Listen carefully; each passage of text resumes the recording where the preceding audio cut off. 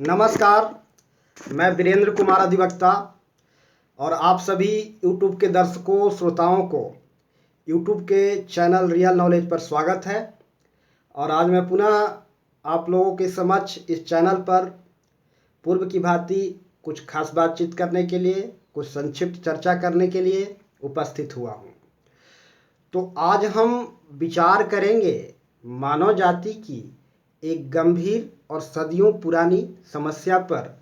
और वह समस्या है कि मनुष्य शुरू से ही, वर्षों से ही, सदियों से ही दुखी क्यों है, दुखी क्यों रहा है। मनुष्य वर्षों से, सदियों से दुखी है, दुखी रहा है और आज भी दुखी है। इसका मूल वजह क्या है, इसका कारण क्या है, इस विषय पर अनेक ऋषियों, मनीषियों, महर्षियों, तपस्वियों, ज्ञानियों, दार्शनिकों, साइकोलॉजिस्टों, मनोवैज्ञानिकों ने अपनी अपनी सुझाव सुझाया है, समाधान हल सुझाया है, इसका वजह बताया है कि दुख का, मनुष्य का दुख का कारण क्या है। महात्मा बुद्ध के दर्शन से यह स्पष्ट होता भी है कि मनुष्य सदियों से दुखी है, दुखी रहा है और आज भी दुखी है। और उन्होंने दुख के वजह भी सुझाया है, दुख के कारण भी बताया है और दुख निवारण के उपाय भी बताया है। तो कहने का तात्पर्य यह है कि मनुष्य के दुख के निवृत्ति के लिए, दुख से छुटकारा दिलाने के लिए ऋषियों ने, महर्षियों ने, तपस्वियों ने, ज्ञानियों ने और तमाम दार्शनिकों ने, साइकोलॉजिस्टों ने भरसक प्रयास करता रहा है और अपने स्तर से मनुष्य जाति को दुख से छुटकारा दिलाने के लिए हमेशा संघर्षरत रहा है, प्रयासरत रहा है। और मनुष्य भी सदियों से अपनी दुख के समाधान के लिए, हल के लिए हमेशा ही प्रयासरत रहा है और आज भी प्रयासरत है। लेकिन मनुष्य का दुख आज भी मौजूद है, आज भी मनुष्य तनावग्रस्त है, चिंताग्रस्त है और यह एक हमारी सदियों पुरानी हमारी एक समस्या है। तो आज दुखी मनुष्य क्यों है, इसके वजह क्या है, इस पर एक संक्षिप्त बातचीत करने के लिए, संक्षिप्त चर्चा करने के लिए आज मैं इस चैनल पर रियल नॉलेज पर उपस्थित हुआ हूँ। तो सबसे पहले हम जान लें कि मनुष्य एक सामाजिक प्राणी है। मनुष्य समाज का एक अभिन्न हिस्सा है। मनुष्य का अस्तित्व समाज से बाहर नहीं है। तो मनुष्य समाज का अभिन्न हिस्सा होने के नाते जैसा समाज है मनुष्य वैसा ही है और जैसा मनुष्य है समाज भी वैसा ही होता है। और मनुष्य समाज का प्रोडक्ट है, अर्थात मनुष्य जैसा भी है, जिस किसी स्थिति में है, जिस किसी अवस्था में है, वह समाज का ही प्रोडक्ट है, वह समाज का ही प्रोडक्ट है। तो मनुष्य समाज का प्रोडक्ट है और समाज का अभिन्न हिस्सा है। आज पूरी मानव जाति दुखी है, पूरी मानव समाज दुखी है। इसलिए मनुष्य को दुखी होने से वंचित नहीं रखा जा सकता।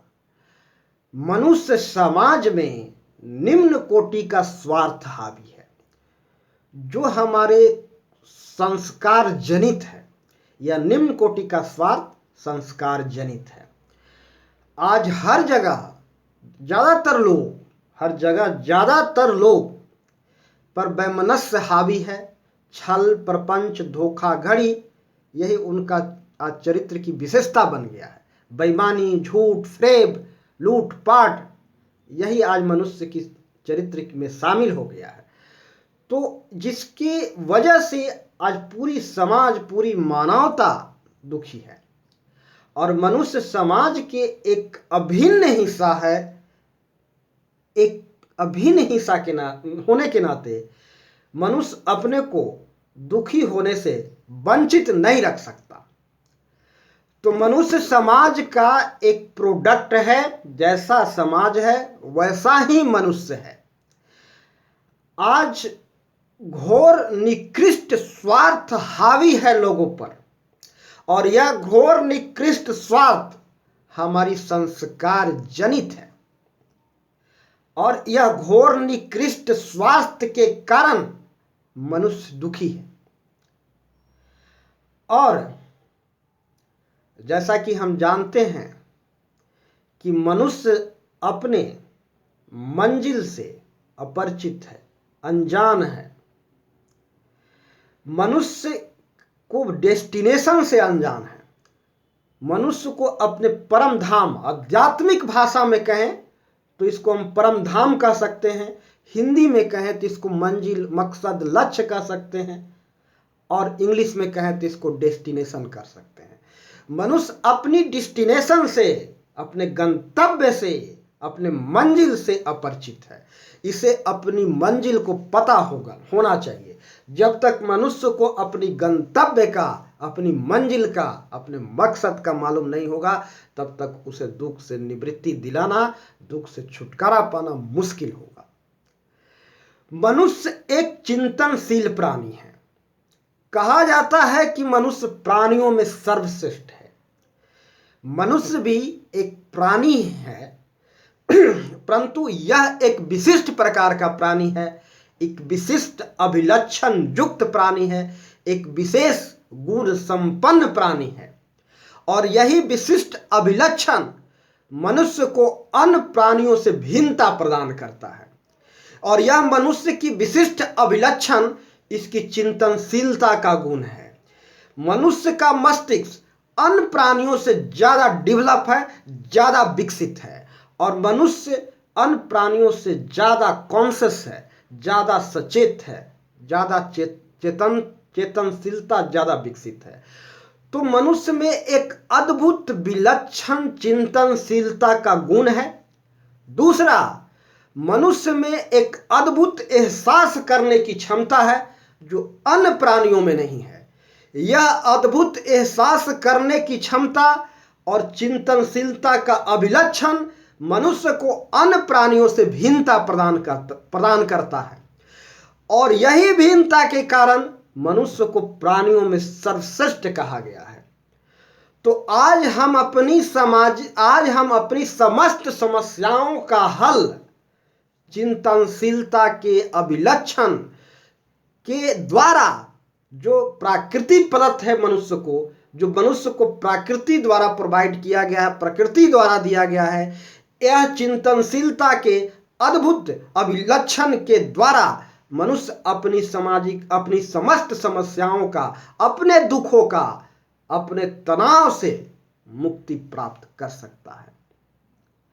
यह चिंतनशीलता के गुण के कारण मनुष्य को अपने परम धाम पता होना चाहिए।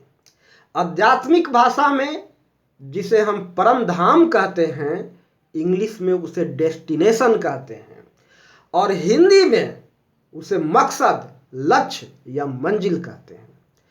मनुष्य को अपनी रास्ता, अपनी मंजिल को पता होना चाहिए। जब तक मनुष्य अपनी मंजिल को पता नहीं कर सकता, तब तक वह हमेशा दुखी रहेगा।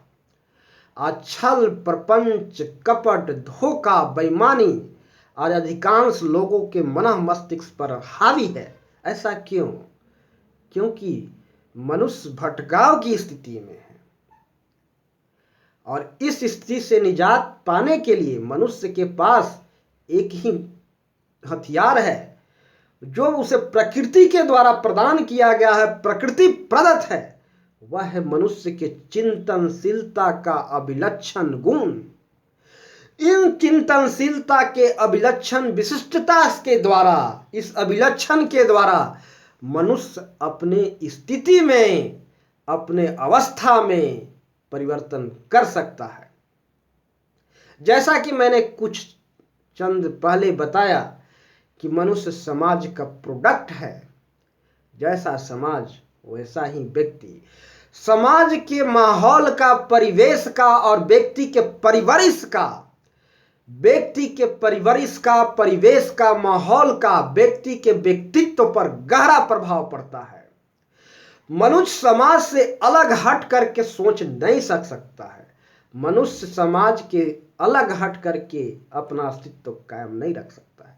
सामाजिक रीति रिवाज, बंधन, कायदे कानून से मुक्ति पाना उसके लिए असंभव है। सामाजिक मान्यताओं से अपने को अलग रखना मुश्किल है। सामाजिक संस्कारों के से पूर्णतः प्रभावित है मनुष्य। यह सामाजिक संस्कार उसके मन मस्तिष्क पर पूर्णतः हावी है, और जिसके कारण आज मनुष्य समाज के प्रोडक्ट होने के नाते समाज ही दुखी है, तनावग्रस्त है, तो मनुष्य को फिर दुखी होने से, तनावग्रस्त होने से वंचित नहीं रखा जा सकता। तात्पर्य यह है कि मनुष्य अपने अद्भुत चिंतनशीलता के गुण के कारण अपनी समस्त समस्याओं के समाधान के लिए शुरू से ही तत्पर रहा है, और आज भी है, और समाधान भी किया है। मनुष्य अनेक ऋषि मनीषियों ने अपनी इस अद्भुत क्षमता का इस्तेमाल करते हुए अपने लिए सही रास्ता ढूंढा है, सही रास्ता अख्तियार किया है, और इस विशिष्ट अभिलक्षण के कारण मनुष्य अपने मंजिल को प्राप्त कर सकता है। इस विशिष्ट अभिलक्षण से ही जो मनुष्य को प्रकृति प्रदत्त है अपने मंजिल को प्राप्त कर सकता है। आज स्थिति यह है, जैसे मान लिया जाए, एक उदाहरण से मैं अपनी बात को स्पष्ट करना चाहूंगा कि मनुष्य की आज स्थिति ऐसा क्यों है। मनुष्य की आज स्थिति ऐसा क्यों है, इसे मैं एक उदाहरण से अब यहाँ मैं बात को स्पष्ट करना चाहूँगा। जैसा कि मैंने चंद समय पहले कहा कि मनुष्य अपनी एक अद्भुत अभिलक्षण के साथ पैदा हुआ है, लेकिन मनुष्य के पास की स्थिति आज ऐसा क्यों है। जैसे मान लीजिए कि कोई मनुष्य का जन्मों उपरांत उसका परवरिश मनुष्य जाति से मिलता जुलता किसी बंदर प्रजाति, जिसको हम चिंपैंजी कह सकते हैं, कि समाज द्वारा लालन पालन हो रहा हो। उसका परवरिश मनुष्य जाति से मिलता जुलता एक अलग प्राणी, जिसको हम चिंपैंजी कह सकते हैं, बंदर कह सकते हैं, उस चिंपैंजी के समाज के द्वारा जन्म उपरांत उसका लालन पालन किया जा रहा हो, और वह मनुष्य इंसान का औलाद जिसका लालन पालन चिंपैंजी समाज से में हो रहा हो, उसने कभी भी मानव समाज का दर्शन नहीं किया हो, तो फिर उसका व्यक्तित्व कैसा होगा। जरा कल्पना कीजिए, सोचिए कि उसका व्यक्तित्व कैसा होगा, जिसका लालन पालन चिंपैंजी समाज के द्वारा, वनमानुषों के द्वारा किया जा रहा हो, लेकिन वह औलाद इंसान का है, लेकिन लालन पालन चिंपैंजी समाज के द्वारा हो रहा हो। उसका परवरिश चिंपैंजी, जो मनुष्य जाति से ही मिलता जुलता है, तो वह फिर भी वह चिंपैंजी समाज मनुष्य नहीं है, केवल मनुष्य जाति से मिलता जुलता है।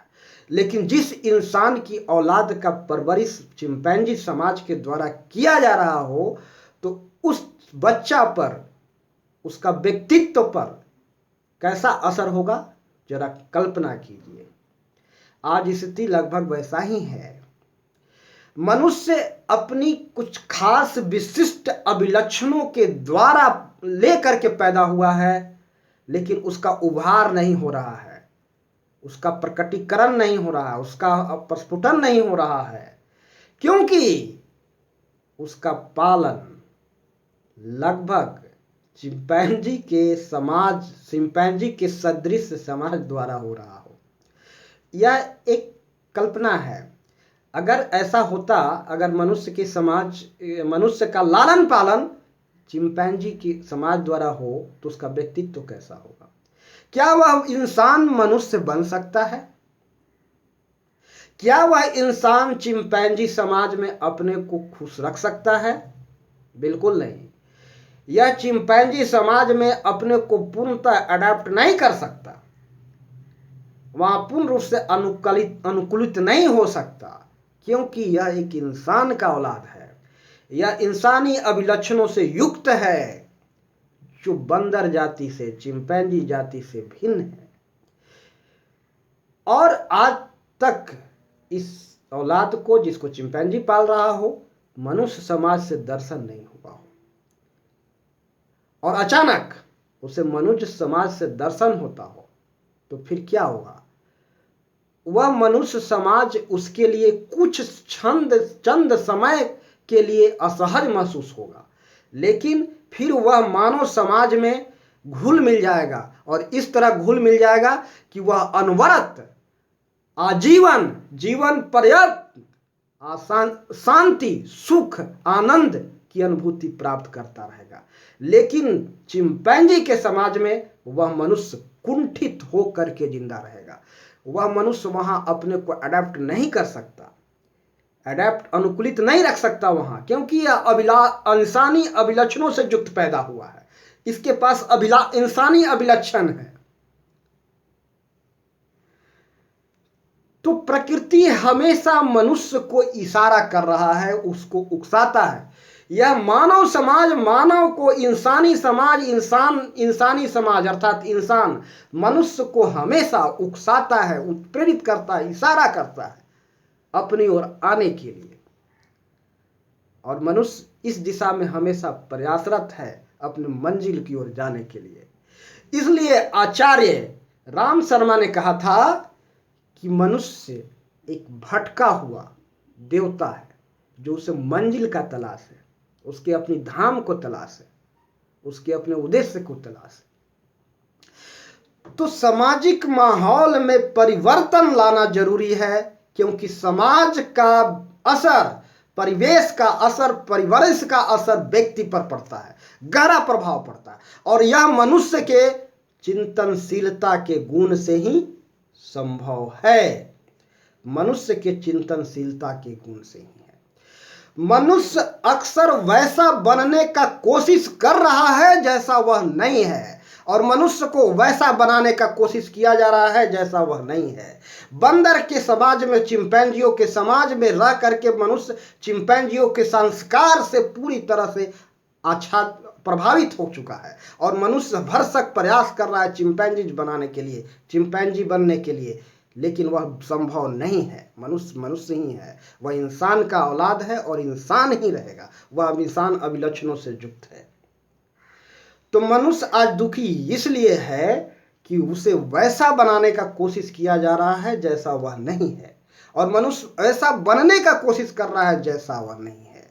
मनुष्य एक विशिष्ट अभिलक्षणों के साथ पैदा हुआ है, मनुष्य अपने कुछ खासियतों के साथ पैदा हुआ है, और मनुष्य जैसा पैदा हुआ है, जिस अवस्था में जैसा है, वह वैसा ही रह करके खुश रह सकता है, वैसा ही रह करके वह दुख से मुक्ति पा सकता है, और वह वैसा ही रह करके तनाव से मुक्ति पा सकता है।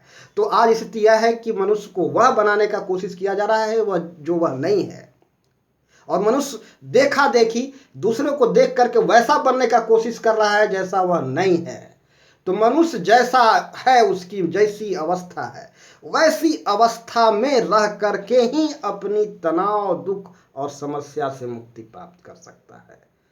और यह मनुष्य के चिंतनशीलता के अभिलक्षण, जो उसे विशिष्ट अभिलक्षण प्रकृति से प्राप्त हुआ है, के द्वारा ही संभव है।